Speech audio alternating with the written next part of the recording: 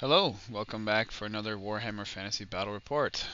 This is quite the battle report. It's quite the chaos. You can see we're set up here, meeting engagements, so we're set up diagonally here, with only 12 inches between us. On the near and left hand side, it's myself, my 2,000 points Wood Elves, and my ally, 2,000 points Bretonnians, so it's Tom, against Chris and Hattie on the other side. Chris has vampire counts, and Hattie has Orcs and Goblins. Um, so you can see we're playing in 4,000 total points here. Not everything's placed. Some few things got kept off in reserves. We took this side so we wouldn't have to charge over the river with all of our cavalry, and having this hill right in the middle is pretty good. We can charge off and get that +1 bonus. You can see we kind of staggered up, put everything right in the middle, and built from there. So, starting from the close side, we've got a trebuchet here and 5 Pegasus Knights. The general's on a Pegasus but is held back in reserves. We have 12 men-at-arms with a level 2 damsel, I think with Lore of Life, and then 12 Dryads, a bunch of Knights Errant, 5 Knights, Grail Knights, another 12 Knights Errant. And then the back gets kind of hazy, but I have 6 Treekin, 18 Archers in my BSB, 6 Wild Riders, another unit of Dryads is held back in reserve, Great Eagle is in reserve. I think everybody comes in on the first round, both sides. And then here are opponents. On the near side, we have some White Lions posing as Blood Knights with a Vampire BSB, a big unit of Savage Orcs, some 20 Goblins, a Bolt Thrower, a whole mess of, these are zombies, another Bolt Thrower, some Spider Riders, 6 Trolls, a huge unit of Ghouls in the back. In the far background there are 2 Rock Labas, and then another unit of boys. There's a building just next to the boys there in the top upper left of this picture. That's a Dwarven brew house. Everyone within 6 inches is immune to psychology and stubborn, and being right there, he's going to try to get there. So they do not roll a 1, 6 I mean, so we get to choose who goes first, but our guys pray, so they get to go first. His Orcs here squabble, they fight. During the magic phase, they kind of move, everyone else kind of moves forward a little bit during the magic phase. We totally forgot the Vanguard movement, that's funny, but they bring up a few zombies. They move forward with these zombies, and then Van Hels into our unit of Knights Errant. We're not too worried. Their idea is to make us stick around, but there's Paladin in this unit, so get to do some good fighting here. Unfortunately, the BSB is off the board.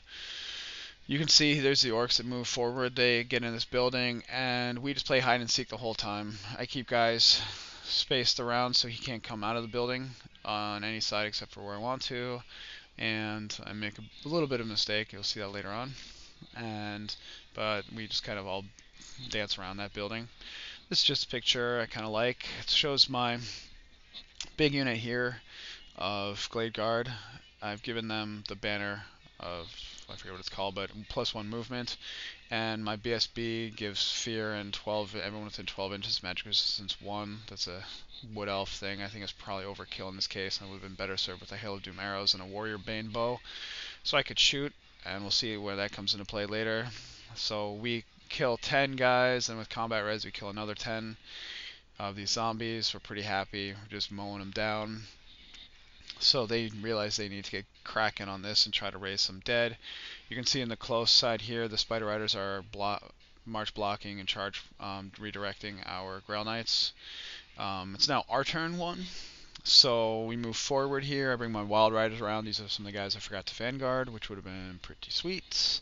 The Eagle comes on, moves up just behind them. Everyone else kind of moves around behind, getting set up. My idea with these Wild Riders is to come around and see what I can do in the flank, and we'll see how effective that is or is not as we go forward.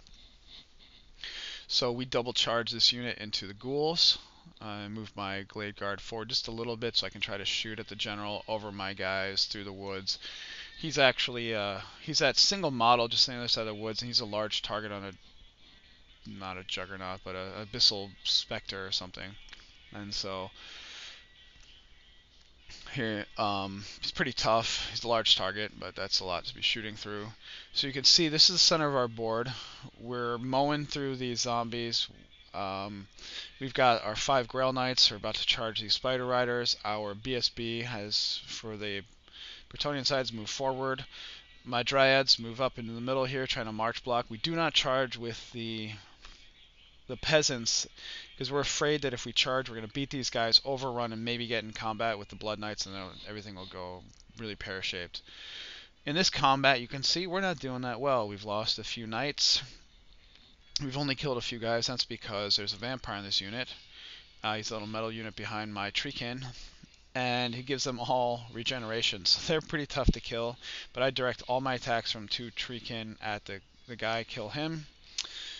These guys are... So, this is now Orcs and Goblins turn 2.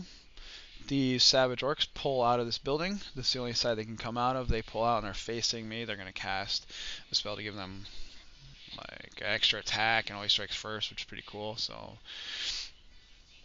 we missed the second round of combat, but we killed all of these guys but 3, so there's only 3 zombies left. We're actually in combat, but just not touching because we'll, fall off the hill. But we're going to win this, and then on our turn get to charge this next unit of zombies behind. They charge this unit of Blood Knights and Vampire into my Dryads. I try to focus my attacks on the Vampire. It's not a Lord, it's just a hero, so he's only got 2 wounds, but he's really tough, and even with 4 Dryads attacking, I don't get through. The Orcs in the back here, they squabble. I think they squabbled 3 times in a row. It was pretty funny. And the Goblins move forward a little bit, angle themselves to be able to countercharge the men-at-arms should they attack these zombies, which we make the mistake of doing. The Dryads come on. This is my Treeman Ancient. He's my general, and he's just kind of holding back in reserve, seeing what's going on. Everybody else is just doing their thing. You can see there's kind of a big mixed-up combat there in the middle, and with the Grail Knights all in white, they killed the Spider Riders and then did not overrun enough to get into combat with the general. So now we're in combat with 6 trolls and the general, fighting that one. These guys absolutely decimate the Dryads, which is no surprise, but I'm actually lucky I made it through. We flee. They try to restrain so that they can charge our flank, and they are successful in restraining. Without their regeneration move in this combat here, without their regeneration save, we are able to do a whole host of wounds, and we just hammer these guys. I think my Treeman alone did 11 wounds, and with combat res we actually destroy them. Then we looked at the rule book and realized that the Goblin BSB, the Orc BSB that was in there, has to flee, so because he doesn't get to roll, he can't technically join unbreakable units, and so he ends up fleeing, and he's this is a picture of him next to his pile of undead. Anyhow, moving to the middle, this is the good guys' turn 2. I charge into the trolls with my general. You can see we've lost a couple of Grail Knights, but all in all we're doing pretty well. On the right here we've charged a unit of zombies. This is the unit of zombies being charged by the BSB and this big unit Knight Errant, but the Grail Knights are doing great with their ward saves and armor saves. They've been holding up against the Vampire Lord and successfully wounding him. We're doing a pretty decent job, and we're whittling him down and sticking around. My Dryads rally, move forward to march block these guys again, and at the end of close combat we have won pretty handily. I've only lost 1 Treeman in the process, and we've lost a couple of knights. We're down to the last Grail Knight, but fighting away. You can see that die in the background. The Vampire Lord is down to 1 wound as well, which is pretty spectacular. We're really excited about this. We actually win combat there. He has to take an extra wound, and at this point we think he's dead, and then we realize that he can allocate that wound to his mount instead. So the fight continues to be in part 2.